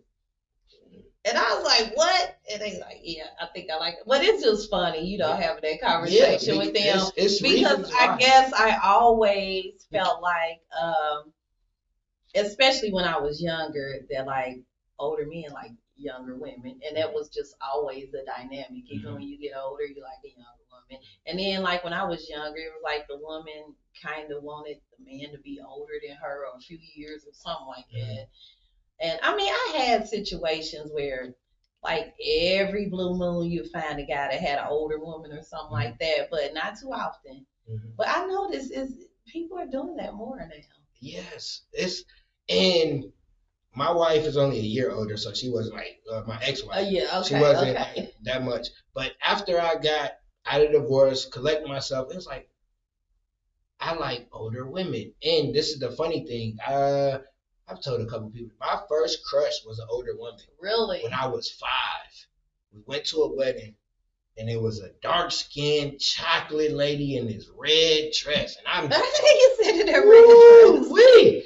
And she kind of, little old lady flirt with me, and then I seen her. I think it was her husband, and I was heartbroken. I was like, oh no. But that's from that like, point. Dang. That was like I remember. That's why I like older. But it's reasons why I think men, because I think we. As you get 20, you be like, oh, I'm getting older. And when you're in your 30s, you be saying you old. But when women get in their 40s, anyways, it's a different ball game when women's in 40s and 50s. It's not it's more of an understanding. Young girls, they be doing too much. Do they really? Yes, it's crazy. I ain't messing with somebody my age, and the last person I did, she friends on me. So yeah, I like older women. I'm just keep it at that. But I don't know if she friends on you. That's so funny. Yeah, she did. That was I was cool though. I didn't invest too much to where I was like in there listening to R&B songs and stuff like that. So I was alright. It's like heartbroken song. Yeah. So give the beginning entrepreneur that has their destination in front of them, but they don't know diddly squat of how to get there. 3 tips, and when they hear this, they'll be able to move the needle. I like that. What is your why? Understand what your why is, why you're doing what you're doing. Because, I mean, you have some people that are like, okay, I'm doing this just for the money. And then you have some people who are like, I'm doing this because I'm passionate about it. So I think it's important to know what your why is.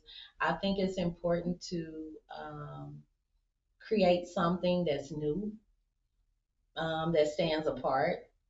I think that's important. You always want to create something new and something that stands apart so that your business is not a replica of somebody else's, business, unless it's McDonald's or a chain store or something like that. But if you're creating something that's your own, you definitely want it to stand apart. And then I would also say use your human capital. Don't feel like I can't do this or I can't do that because I don't have the money. Use your human capital, tap inside of yourself and think about things that you can do, outside of and then people think that when they start something, it's just a money grab. You know what I'm saying? One thing that I really like that the Greenhouse Effect does is they do like sponsorships for like $30, right? They post you on Facebook and they mention you during their show and all that stuff. And I think that's cool because they're not feeling like, oh, in order to be a sponsor of our event, you got to have a lot of money. So that gives an opportunity to people who maybe want to sponsor but just don't have it like that. So I definitely say, networking and using your human capital and opportunities like that to gain notoriety. When I started, there was no AI or any of that to help me. Yeah. Like my stuff was straight organic, boots on the ground, going around to different events. I've spent a lot of money being a vendor, and sometimes I didn't make anything, but what I did was be very intentional about my appearance there and gaining new relationships, getting to know people, telling them about what I do. And like my friend says, be more interested than interesting. So yeah, actually listening to people and figuring out how y'all can work together as a culture, as a community, so that everybody can, raise up and scale together. Yeah, I love those three. I love the first one, having a why. I don't think I had a why last year. Like I was just doing stuff. And this year, my why is my mom. Wow. I want to get her a bigger house. Do you really? That's so nice. Yeah, because when she was married, she had a big house, and he passed away because of COVID, so she moved back to our original house. So it's like she has more stuff than to fit in the house, and it's like I want her to live wherever she want, have whatever. If she want to keep the stuff, but have it wherever she want, and then like her health is not something that's like, oh my gosh, she could pass away or anything. Just she getting older, and I want her to be able to go live, enjoy life. Absolutely. Because as you get older, you learn about your parents and you learn how rough their life was. And I learned, like, my mom had a rough life when she was a kid. So it's like I want to be able to give her whatever she wants, wherever she want to go. She told me the one place she want to go, I'm gonna make sure I get her there. Even my dad, I want him to go to the Masters in Pebble Beach, the golf. He's a golfer. So that's stuff that if you watch golf, that's where you would want. So those, my parents are my why, of to make sure I don't waste time, and then something happens and I don't get to fulfill that want for them. So that's my why. I love for the that. year. That's so beautiful. Actually, that's the first time I've ever sat down and someone has told me something like that they want to do, for their mother. Yeah. I mean, you hear it I don't know, maybe basketball player, football player, or something like that. But actually, to sit down with somebody, that's tangible that you can touch, and they say they want to do that for their mother. And that's what I was talking about earlier. Like just having those conversations. That's why I think with the podcast it works for me, because a lot of what you said is where you were at the beginning is kind of where I'm at, and I was just listening, and it's like, okay, I gotta listen because you're saying stuff that can help me, and it's like, okay, I get it. So I don't never go back and watch an episode. Once I'm done, I chop it up. I kind of remember, okay, like on this episode, I know I got to edit for when the camera died. So I know that spot, but I never go back and watch. And it's like, I probably got so many gems and notes of I bet. over 100 people. And it's like, I need to start going back and actually just taking notes and things of that sort. So with that being said, I need a quote. Oh, wow. You need a quote. Yeah, it could be your quote. It could be a quote you saw. It could be a quote you live by. But I need a quote for the underdog. Yeah, well, when I get up in the morning, I say I am worthy of good fortune. I attract love, peace, joy, and abundance. I welcome success into my life. So those are 3 lines that are just simple, right? But I say it every day. I'm worthy of good fortune. I attract love, peace, joy, and abundance. I welcome success into my life. I love that simple, just speaking to myself and saying that to myself. And when you talk about the gems and things like that and chopping things up, you can take quotes, that people have said during your podcast and upload them as reels. That's a money making opportunity. Upload them as shorts as a money making opportunity. Hey, playing one of those posts and saying, join my next show. Yeah. I really just thought of an idea of making an ebook of underdog quotes.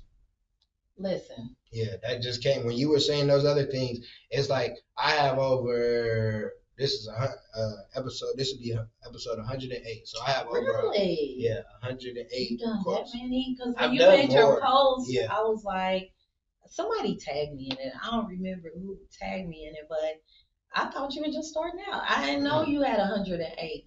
Like that in itself, that's human capital. Yeah. And it's crazy because I've podcast because I had 2 before this, so I was at 72 or 73, but my co-host, she passed away, so we had stopped, and then the other co-host, they didn't want to continue, kind of like what you said with your friends, and then that's when I started Underdawg Talk. So I had a podcast before that, so I've probably got over 300 episodes. I got more than 108 on doing Underdawg Talk. Some of them just didn't make it. Some of them is because of technology. It didn't turn out right. It's one, the lady wasted 40 minutes of my life, and I was so pissed.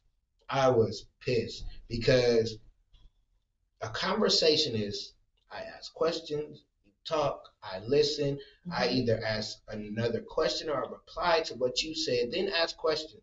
Not me ask a question, that person literally talks for 40 minutes and I try to get some questions in there and I couldn't, and I was so pissed. And they were like, "Oh, we can do what again? I'm about to waste my and You are funny. and You are funny. because I had to be serious. Like I had to take this serious. Like you wasted my time. I could have been doing something else. And people will be like, "Oh, let me get on the podcast." What are you gonna talk about? Like not trying to even be mean, but like, what are you about to talk about? Or can you have a conversation that's insightful, knowledgeable, funny, be yourself. Some people don't know how to have a conversation. I've had guests, and out of the 108, I've had some guests, and I'll be like, God, man, I thought you knew how to have a conversation. I seen that somebody, you made a post that you wanted to do an interview, and then I'm just like, well, I guess you don't know. Maybe it's your first time, and I'm glad to be a lot of people's first time. I just wish I would known before because some people just they're nervous. They haven't said and you it. could prep them. You could actually create a video to prep people, but then I know you want it to be natural. Yeah, I don't. Yeah, because people like, oh, what questions? Listen, I got 14 questions I came up with. And I always have questions. I used to be that person like, I need to know the question, but you know what? I really enjoy the natural, organic dialogue. Yeah. And it's not just in an interview. I like people who I can like add to my life and we just vibe organically. Yeah. You know what I'm saying? Yeah, because we've been on where I don't feel like you stressing me out and this and that and the other. Like it's just an organic vibe. You know what I'm saying? I like that. And I ain't gonna lie, because you a heavy hitter here in Napa. And I was nervous. Now I knew you, because I've never had an interaction with you. And you know, sometimes you're not that type of person getting to know you, but you see people and they're always on business, and you never know, like, are they funny? Are they gonna loosen up when they sit down with me? But I would say most people do, just because that's just me. I've always been like that, just been able to talk to. I don't matter if you can speak English, I can talk to. Even if you can't speak English, I can translate some stuff. Yeah. But it's just I like to have those natural conversations. Like we've never really sat down and have a conversation. We've been here for a minute, and we didn't talk about all kinds of stuff. Oh yeah, yeah. And that's just the type of person that I am, and I had to understand. Just be you. Because you got just be you. All these podcasts in the world, all these different stuff.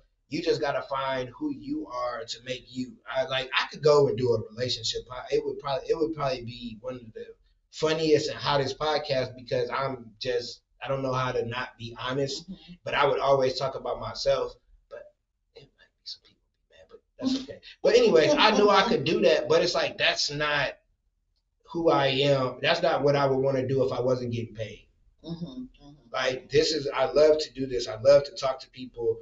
Like I've been that way since a kid. I was always a person that asked questions because I questioned a lot of stuff. Like if my mom was taking me around to the funeral, hey, mother, what's going on? I don't want to go. Like I was the kid. I didn't care if I was gonna get in trouble. I was gonna say how I felt, not in a disrespectful way, but just how I'm like I'm not with that, and I'm still the same way. And you just have to realize who you authentically are. Yeah. I say this all the time. Everybody ain't like Jesus. Everybody not gonna like you. So don't be hard if your family and friends don't support you. If the people you grew up with, they ain't liking, they sharing everybody's stuff that's similar to yours, but not yours. Just keep going because the strangers are gonna be the people that's gonna get you to where you need to get to by networking and just being yourself. Absolutely, yeah.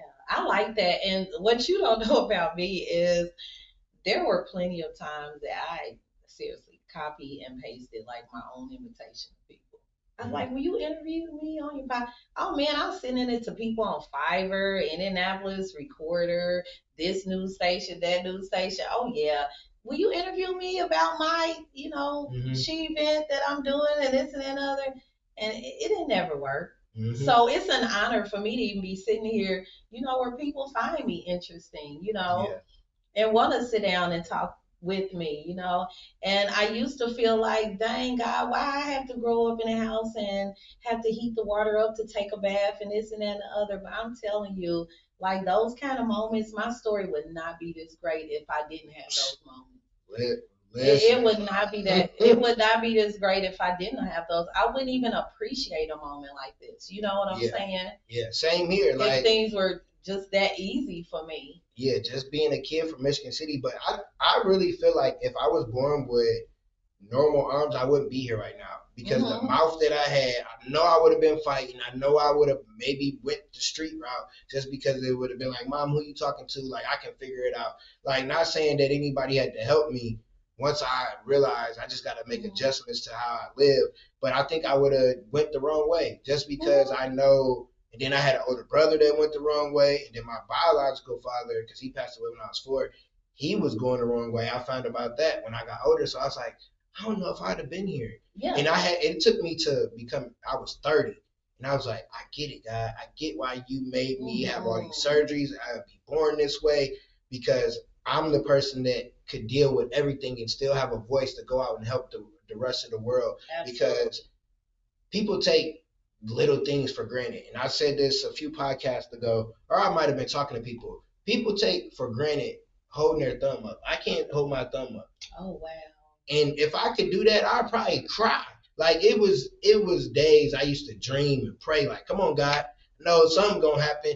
And now it's like I probably could get artificial hands, but that ain't gonna do nothing for me. So it's like, oh well. Because you're still navigating through this thing. You still navigating through this thing, and you all right. You know what I'm saying? It's people that, and it's I ain't gonna say people. It's parents need to talk to their kids about people that look different. Because a lot of these kids is disrespectful, and that's why I say I'm glad I got Jesus. Because I might be one of them educators that beat on TV because these kids is disrespectful, and it's like, bro, who is you talking to? Like, I had to tell a kid because he thought because he 6 foot whatever. Like, bro, if we was kids, I ain't even gonna lie to you.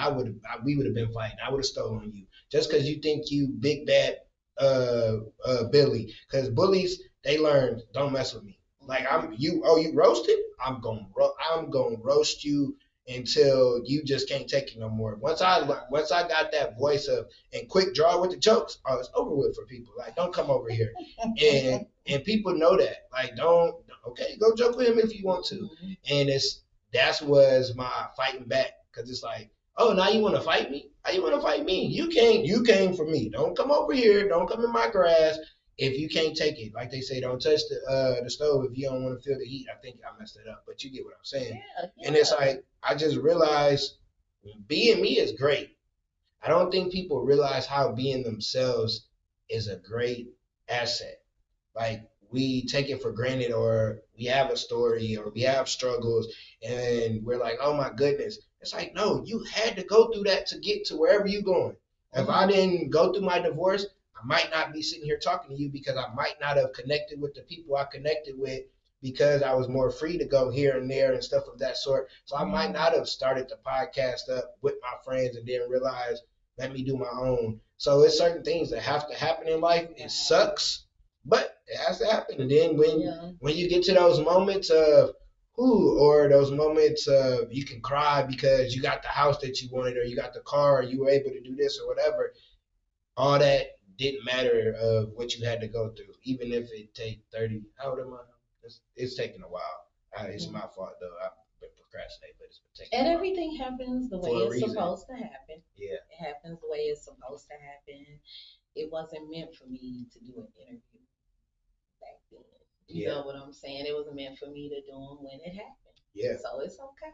Yeah, and that's one thing. That's like that sound like my mom. It's okay. Like it's okay that something didn't work out, or like today, the schedule. Something happened where it said 6, and it was really for 8, and then you was like, oh, 6, and then I emailed and I never was. So I'm like, okay, I hope she ain't going up there because I ain't got dressed. Because I hit her on Facebook. I'm like, okay, I know. Let me hit her up to make sure. She was like, let me see if she on her way. So I called them. I was like, is it the studio up? And they was like, yeah. I was like, okay. If she tell me she on her way, whatever outfit that I feel, I'm just putting it on and I'm out the door. And it was like, you don't want, like, I could have been like, oh my gosh, it ain't gonna work. No. And I was already a little nervous. And then it's like, you sit down and this is probably one of my longer episodes. And it was one of the first ones I kind of was nervous because I don't know everybody that comes on. So it's like, I don't know how they gonna like accept how I am. I don't talk. I don't got the college verbiage, but I still got I'm still intelligent. So everybody don't take that. Right. Yeah. I know that's right. And and I started to realize I really was intelligent through these interviews. And it's like, and people would tell me, I'm like, oh, I told one dude, I was like, man, you know what makes me happy on here? When I use a big word that I ain't never used and I used it right, because nobody know I ain't never used it. And I be like, ooh, look at me. And I don't read like that, but I just listen in conversation and I hear a word and I remember how to use it. And that's why I say I learn from face to face. Yes, and everybody has their own unique way of learning. You know what I'm saying? Like, some people love to just, I see Facebook posts that say, oh, I just need to be in a corner with a good book, right? And I'm like, that don't sound fun. Oh, no. You know what I'm saying? No. But when I read my book, like, I was like, dang, I can't believe, like, I really did this. Yeah. I did. I was like, I can't believe I really did this. So I think my preference still will be short books or audio books. Yeah. I don't know. Short books. I remember my buddy, Brian Thomas, he gave me his book, one of his first books. It was a short book. I read it in one sitting. And I was like, ooh, E.T.'s book, Secret to Success. I read that within Eric Thomas. He's a motivational speaker. I'm sure you've heard of, seen a video or heard of. Yeah, he kind of thicker guy, wears a hat, he loud. I'm sure you've seen it. Okay, I have to look him up. Yeah, and I read his first, like one of his first books, and I was like, ooh, I read the book, and I got one of his other books. I've had it since last year, but that's the book. I ain't really. Okay. I said I was gonna read 30 minutes a day, and I ain't. Right. And what's the fourth? It's the fourth. So I'm 1 out of 4. So I'm gonna do better with that. I think it's because I'm gonna do better. I am. Yeah. I was talking to one of my friends about Audible today. I said, I think I'm gonna check it out. And then one other thing that I want to do is I do want to go to YouTube and go on camera and read my book. I do. I want to read my book. I want interaction, I want to bring people on, and I want to know their thoughts about my book. And, you should do a chapter. Yeah. You should do either 12 days straight or do 1 chapter a week. Yeah, I think that's what I want to do. And then, because then you're not too long and you on that chapter and people can ask questions and you can do that. That would be dope. Thank you for that suggestion. Yeah, because I've been thinking about that. I was like, for people who don't want to, buy the book, I definitely would love for them to. Yeah, because you never know. At least hear it on audio where they can just drive into work, what I'm saying, and just listen to it. Yeah, I thought about doing. I want to do voiceover.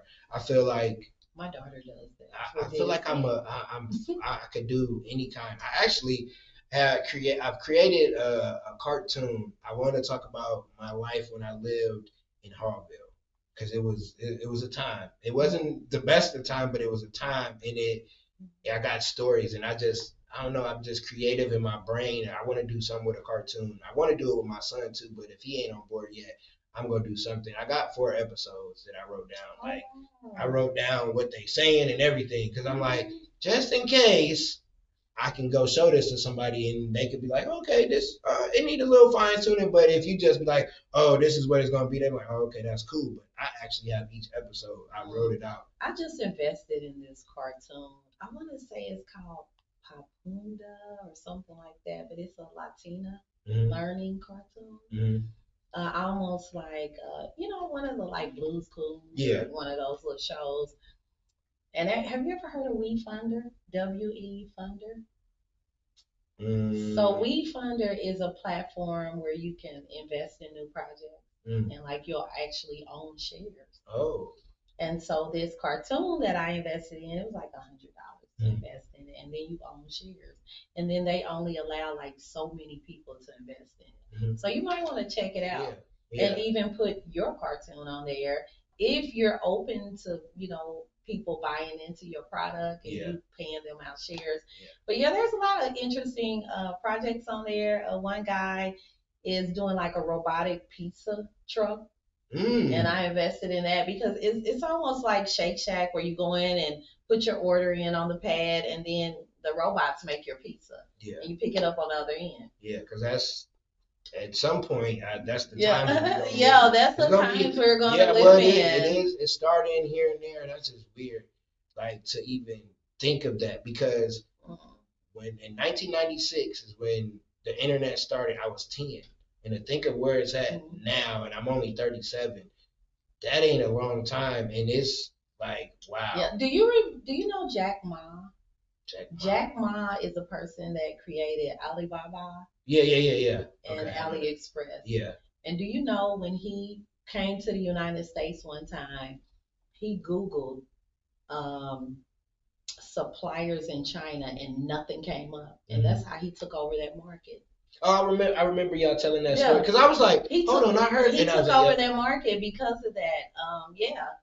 He did. Yeah, this man. They came to like China, like KFC and all them came to China and they wouldn't even hire him. He kept applying to Harvard and they wouldn't take him. So he was just thinking of other ways, he could make money as an entrepreneur. And when he came to the United States, he was Googling in Windows, like suppliers in China, nothing came up. Yeah. So he took over that market. He had a need. He discovered a need and he built on that. Yeah. And he became a very rich man because of that. And that's what people don't realize. You're fulfilling a need or you're solving a problem. And that's how you get to wherever you want to get to in life. You can't think that it's not really that hard. It's like, what need can you fulfill? Like if you have a clothing line, you got to understand what need or who needs this clothing line or need these clothes. If you have, if you're a speaker or somebody that talks or does that, you have to solve a problem. If you can't solve a problem, nobody's going to come. I learned that starting when I started motivational speaking because they'd be like, oh, what do you do? Oh, motivational speaker. That sounds cute, but I could go and speak for free all day. But to be able to go into schools and make some money, I'm a social and emotional learning expert. That sounds a lot better for the people that's giving out the money. So I'm still a motivational speaker, but I got a certain niche that I'm going to talk about. When you realize that changes, like if you get paid or if you're not getting paid. I say I'll go speak anywhere. It'd be in front of a gas station, but I would rather go somewhere and be able to speak for free. Once I changed that, last year I once spoke like 3 or 4 times. Every time I got paid. Before that, I've only got paid once, and that was because I was with another speaker and we split a check. So it was like, once I just changed verbiage and changed how it looked, boom. And because I solve a need and I ask questions of the principal and teachers, like, what problem do I solve? And they're like, you're really good with social and emotional learning. Boom, that's what I'm going to stick with. And when you realize you can fix that problem, you can be yourself and still go fix that problem. Yeah, I love that. I love that. Drop some gems. Yes, I love that. I really love that. And it sounds like you're just in your lane and just building off of that. That's a beautiful thing. Yeah, because this days is ugly. It's like it be real life. I don't want to get up and do nothing because it's just been hard. But then when I sit down in this chair and these lights on and the camera's on, it's like boom. And I'm like happy. I'm over here sweating because I'm like a preacher, all the lights on me and stuff. But when I go home, I'm like, whew, that was a great interview. Yeah, Then, but then that was a great interview. Tomorrow I got another one. Sunday I got another one. You can't get, ooh, I got that one. Like Shannon Sharp, he can't be like, ooh, I got this cat. This might be one of the most legendary episodes for some years just because of what he said in there, but he can't get too high on it because somebody else is coming maybe the next day or the next week and you got to still have that same kind of thing. And I can't expect the next person to be on here as long as me and you. It might be shorter, but you still keep going because that's what I love to do. I've had some, I think my shortest like in person was maybe 30 40 minutes because that person had to leave. But if we got time, we sit here, I'm just gonna sit here. But I am getting hungry. Like I ate before I got this. So listen, I was ripping and running all day, and I got home, and then I had to make sure the time was right, and I ate me. And I think I'll still eat this when I get money, but I had a bologna and cheese with some chips in the middle. That is the best sandwich. Man, I used to eat them all the time. Yes, listen, I've had to wear the refrigerator full, all that, but something about it don't have to be bologna. It could be ham. I don't really like turkey. Ham or bologna with the cheese and the chip in the middle, that crunch, and you got some, not some water, you need something flavorful with that. Yeah. It's on and popping. I gotta I'm telling you, ever drink a Faygo in the middle of the night, like you wake up? See, I've never been, I ain't at that where I wake up in the middle of the night. I ain't there yet. No. If I wake up in the middle when you get my age, you might wake up in the middle of the night. But I remember I used to buy Faygos. Me and my friend, we used to have the best time because I was addicted to skating rink. So I go to skating rink every Thursday, Sunday, Tuesday was the East Side rink. Oh, I was a roller. And when we would get done, we would go to the West Rink. Well, on the days that we would go to the West Rink, we would leave from there, go to Steak and Shake, get us a burger, then we go Kroger, get us some chips and a Faygo. That was our routine every time. I'm from up north, Michigan City, so we didn't have skating. Really? I feel like we had a skating rink. Well, not like that where you. Yeah, we didn't. It was never. When I got here, like one of my only male Nap friends, because I don't have, like, it's crazy. I don't have a lot of male friends that are actually from Nap. They live somewhere else. But he was skating. I was like, what is with this skating? And I went once. I didn't go skating. I was just observing. And I was like, oh, this is really like a thing. And so I think as I get older, I'm going to try to, I can skate. I thought I was nervous because I only did the rollerblades. Okay. So I went with the friend that friends on me. And we went skating a couple times, and I was like, oh, I got it. It's not, because I ain't going to lie to you. If you get close enough and I feel, get away, because I'm a stiff arm. Yeah, I did that before. I went ice skating. Listen, I feel bad. I'm sorry to the parent and the child. But I was ice skating, and you know, a kid came up, and they, no, you not. Move on over there, and they fell. I'm like, I'm sorry, but I'm not about to fall, because my friend, look, as soon as we about to go out, he falls, hits the back of his head on somebody, the blade of somebody, he split his head. I'm like, yeah, I ain't gonna do that no more. Ice skating, don't ask me to go do that. But this was great talking to you. Yeah. I wasn't expecting us to be on here for so long. We didn't talk about it. But it was a good time, a lot of good information. You know what? I'm gonna start bringing snacks for myself. Yeah. Because I be hungry and I don't be I be over here in my stomach. But I never, when I go coach, when I go speak, and when I do I never eat. For some reason it just but then when you doing something in your stomach get the rumbling. Yeah. It's like I had some food earlier. Yeah. And it's late. I usually don't eat this late. Yeah, earlier. Because sometimes, like today, I've been on the go all day. So I'll eat like fast food and stuff like that. But I really like to cook. I do. I love to cook. I like to eat. I don't like to cook, but I can cook. I can cook though. So I finally got my dishes out the storage, and I was able to just make food at home, and I was like, okay, I'm enjoying this, but I ain't gonna be on the regular because I don't like to cook. It takes too long, and I don't like dishes. No, listen, I had to wash dishes from 9th grade to my senior year. Do you know I love washing dishes? Oh, I hate it. Like, it's one of my best pastimes. Like, people are like, wow, you like washing? And you know what? There are people, some people get upset about that statement because they like, I'm tired of hearing, I think my daughter said it one time, my oldest daughter, she's like, I ain't got time for that. They going in the dishwasher and all that. That ain't cute, or something she said like that. I actually enjoy watching it. It's a pastime for me. I like painting walls. Oh, me too. I do. I really love painting walls. I like coloring. I like things like that. I love to color. That's one thing. Like I do, like when I go into class and kids is doing that, I'll sit down with them. And I know the teacher be like, what's wrong? This is therapeutic. I'm chit-chatting with the kids. It's very therapeutic. And I actually look forward to creating a coloring book, too. I want to create a coloring book, like a mental decompression coloring book. Can I mention my book and that it's available on Amazon? My book is available on Amazon. It's called Becoming Whole, Journey to Authenticity.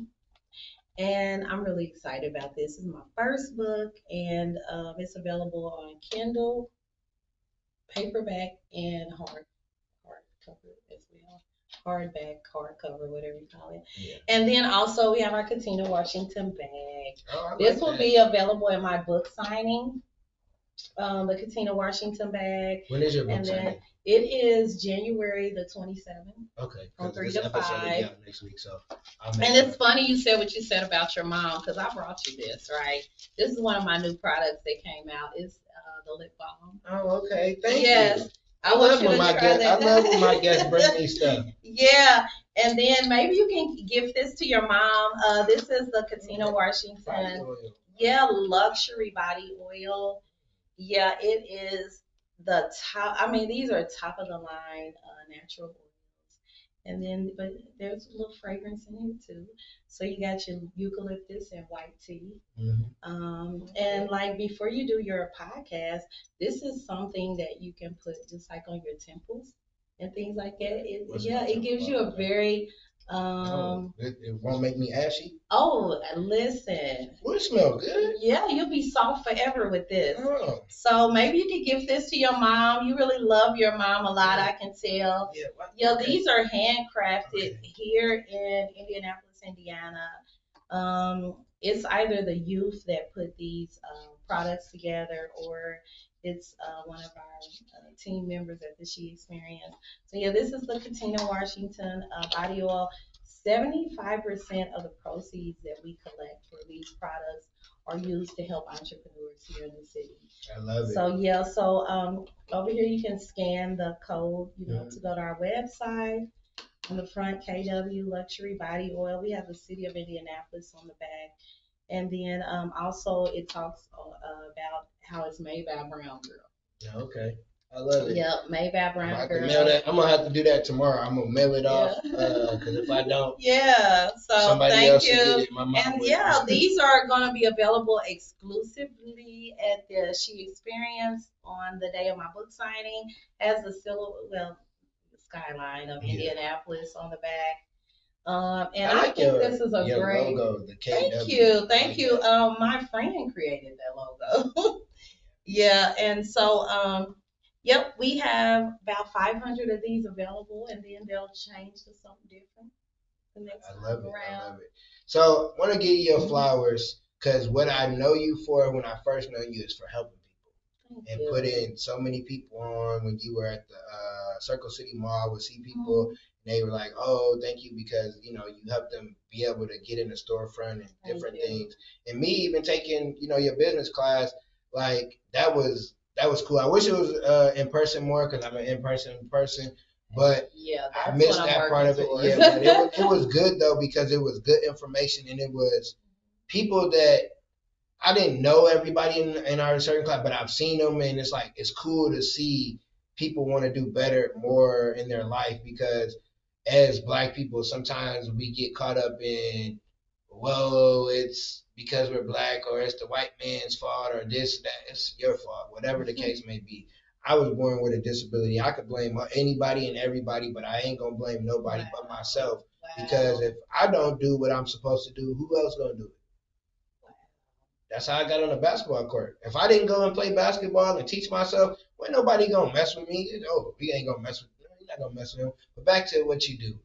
You are like a pillar in the community, and I'm not even from Indianapolis. Well, I guess as an adult I am. But I've always heard about the She events, and it's just great to be able to sit down and have a conversation. And you're a really dope person. Like, we've been on here for a minute, and you're funny, and you're a down-to-earth person. Because sometimes when you see successful people, you don't know who they are outside of the success. but you're a dope individual and keep doing what you've been doing. Thank you. I appreciate that. This year we well, not this year, we're in the next year now, but in 2023 we gave a lifetime achievement award to Miss Mashariki. Do you know Mashariki? Jawanza. Maybe if I seen. She is who started Kwanzaa here, and she passed away on December the 31st. Oh wow! And when I gave her an award at the Black Rose Gala, she had never been recognized before, and she started Kwanzaa here. Never been recognized in that way to get a Lifetime Achievement Award. And I'm so glad I gave her flowers. So thank you. Yeah, I appreciate that. No problem. I always want to give my guests their flowers because, like, you never know what can happen in the world, and people need to know that they're doing great stuff in the community. Like, most of the people that I bring on are doing something great outside of the scenes of social media because it ain't always. A lot of us was doing this before social media, so I just like giving people their flowers. So before we get out of here, give us a nugget, a gem, or something that people can take home. One thing that I would like to do is if someone would like and share and subscribe to your podcast, I'd like to give them a book. Okay. And just let me know. And then hopefully, these gems that are in here, it will help someone. I like to do that. I got you. I'm gonna put this is at the end, so I'm gonna put that clip and see what people do. She said the first person. Don't think just you gonna be. It's gonna be the fifth. It's the first person. The first person that do it because I'll be busy. I forget. But it's the first person. I thank you for this stuff. I like this lip stuff. It smells good and it feels good. I almost don't want to get it to my mom, but I'm gonna send it to her just because. Or you can keep it for yourself and we'll give your mom another. Okay. Yeah. Sorry, Mom. I'm sorry. I liked it. If you wouldn't have did a little choo choo and got put it on. Because I wanted you to see how just a few drops just covers your whole hand. Yeah. And then sometimes you can put it here on your temples or behind your ears. Yeah, or you can breathe it in and just the whole herbal and eucalyptus. Yeah.